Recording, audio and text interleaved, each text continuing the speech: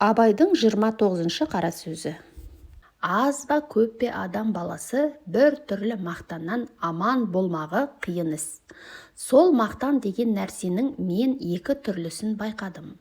Біреуінің атын үлкендік деп айтамын, біреуінің мақтаншақтық деймін. Үлкендік адам ішінен өзін-өзі бағалы есеп қылмақ. Яғни надан атанбастығын, жеңіл атанбастығын, мақтаншақ атанбастығын, әдепсіз, арсыз, байлаусыз, пайдасыз, сұрамшақ, өсекші, өтірікші, алдамшы, кеселді, осындай жарамсыз қылықтардан сақтанып, сол мінездерді бойына қорлық деп біліп, өзін ондайлардан зор есептемек. Бұл мінез ақылдылардың, арлылардың, артықтардың мінезі. Олар өзімді жақсы демесе, мейлі білсін, жаман дегізбесем екен деп азаптанады.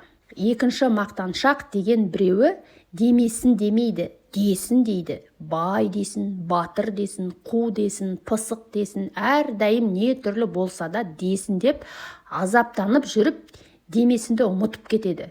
Ұмытпақ түгел әуелі іс екен деп ескермейді. Мұндай мақтаншақтардың өзі үш түрлі болады. Біреуі жатқа мақтанарлық мақтанды іздейді, ол надан, ләкин надан да болса адам. Екіншісі өз елінің ішінде мақтанарлық мақтанды іздейді. Оның надандығы толық, адамдығы әбден толық емес. Үшіншісі өз үйіне келіп айтпаса, ауылына яғни келіп айтпаса, өзге кісі қостамайтын мақтанды іздейді. Ол наданның наданы, ләкин өзі адам емес. Жатқа мақталсам екен деген, елім мақтаса екен дейді.